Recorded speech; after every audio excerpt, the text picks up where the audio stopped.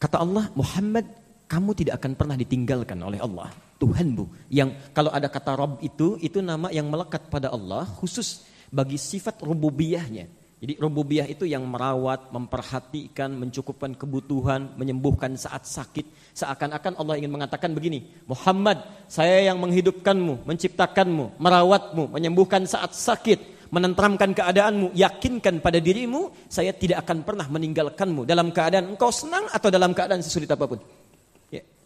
6 bulan yang telah terlalu ini adalah latihan. Walal akhiratu. Sepanjang engkau berpegang teguh pada kepentingan akhirat. Ya. Awas, lihat poinnya betul ya. Walal akhirah pakai la bukan li. La itu huruf taukid, huruf yang menguatkan, pesan yang kuat. Maksudnya, kalau engkau ingin selalu bersama rahmat Tuhanmu, aku tidak akan tinggalkan. Maka pastikan, kuatkan pada dirimu, jadikan seluruh aktivitas hidupmu itu akhirah. Akhirah. Tujukan karena kepentingan akhirat.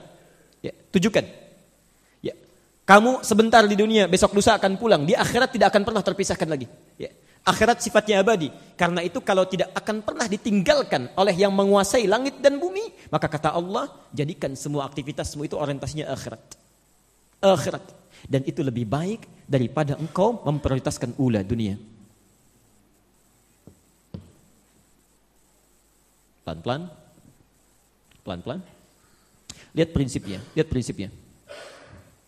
Nabi SAW diminta oleh Allah, kalau seluruh aktivitas Rasulullah SAW, bukan cuma sholatnya, puasanya, zakatnya, tapi semua aktivitas hidupnya, dari bangun tidur sampai tidur lagi, diniatkan seluruhnya untuk kepentingan akhiratnya. Kalau kepentingan akhirat tidak ada yang lain kecuali ibadah. Ibadah itu artinya karena Allah. Makannya karena Allah, minumnya karena Allah, bekerjanya karena Allah, aktivitasnya karena Allah. Maka jaminan yang diberikan oleh Al-Quran, ini jaminan Quran langsung. Allah bersumpah pada orang-orang seperti ini, Allah tidak akan tinggalkan dirinya. Baik dia dalam keadaan senang ataupun dalam keadaan sulit apapun. Ini maksudnya. Kadang-kadang orang kalau terlampau senang itu bisa lupa dengan Allah. Ya.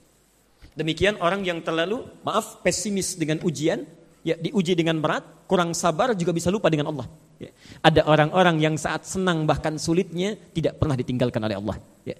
Ada orang mengajak pelaku maksiat saat sedang senang, oh kamu sedang promosi jabatan, traktiran yuk, kumpul. Tiba-tiba minuman tidak jelas, dia arahkan pada yang lain. Daripada kumpul-kumpul seperti ini, lebih baik kita makan satenya sambil ta'lim yuk. Ajak kumpul. Karena dijaga. Ya, keadaan senang ataupun sulit. Nah, Anda bayangkan, ini poinnya.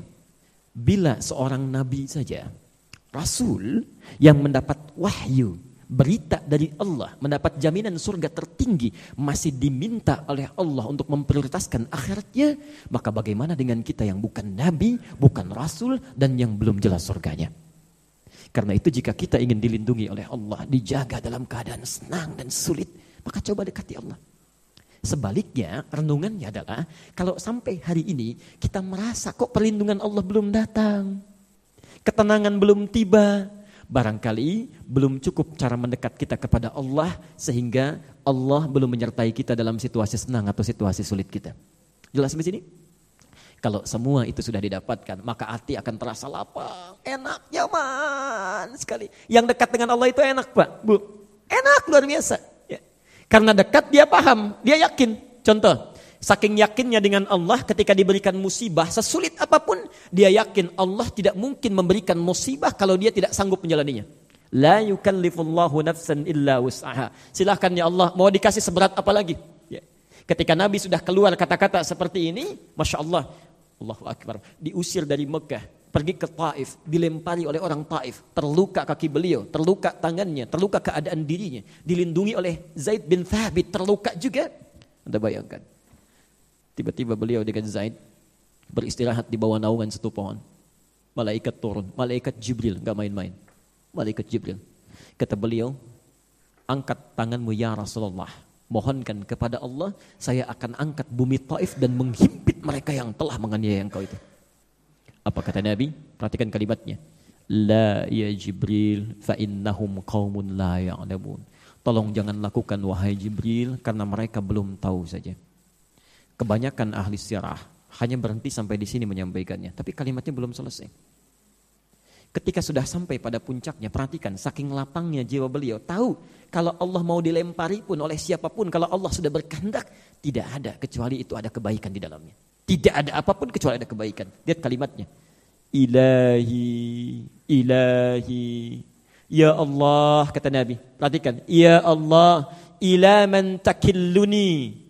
Saya ridha kepada siapa lagi engkau akan titipkan saya. Jadi di Mekah diusir, berjalan ke Taif juga dilempari. Kata Nabi, kemana lagi tempat yang harus saya tuju? Ya, kemana lagi tempat yang harus saya tuju? Kepada siapa saya engkau akan titipkan?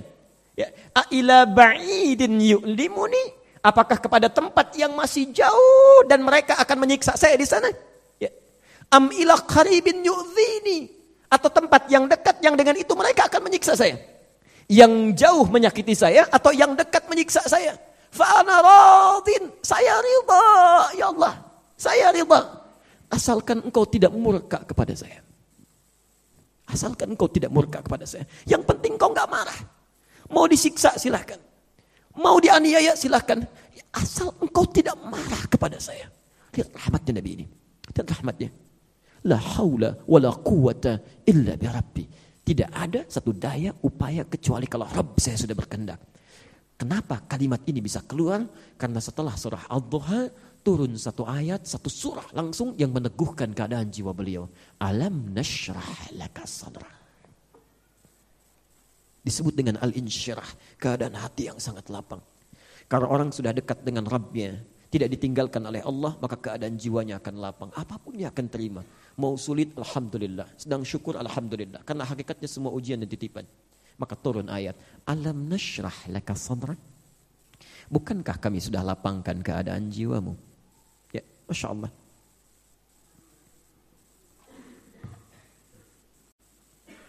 Wa wada'na anka wizrak.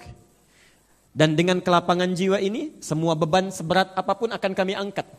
Alladzi anqadha dhahrak, yang memberatkan pundakmu. Anda pernah ngangkat barbel? Ya, kalau disimpan di sini berat kan ya? Nah, itu yang disebut dengan anqadha dhahrak. Jadi ada beban di sini, di belakang punggung, berat. Itu bahasa kiasan indah sekali. Bahasa Qur'annya, seberat apapun yang dibawa, beban kehidupan, kalau hati kita sudah lapang dengan Allah, maka Allah yang angkat itu semua. Lapang keterimanya. Enak. Seperti tadi. Seperti tadi. Dan kalau sudah seperti itu, wa rafa'na laka dzikrak, maka engkau akan diangkat dimanapun. Kalau Allah sudah mengangkat, maka penduduk langit dan bumi akan mengangkatnya. Akan mengangkatnya. Masya Allah. Baik, pelan-pelan. Yang maksud yang ingin saya sampaikan, selain Anda pelajari surah Ad-Duha dengan Al-Insyirah ini, karena itu urutan Al-Insyirah langsung terletak setelah Ad-Duha. Pesan saya, kalau Anda membacanya dalam sholat, maka jangan pisahkan keduanya. Ya, nggak pakai, nggak usah. Ya, baik. Karena dia datang dengan berurutan. Ya, kalau ingin terpisah nggak apa-apa, tidak salah. Tapi sebaiknya disatukan, karena itu pasangan yang datang berurutan, yang saling melengkapi dari sisi maknanya. Ya, biasanya kalau yang saling bergandengan satu terpisahkan, yang lainnya merasa kesulitan. Ya, jelas ya? Baik.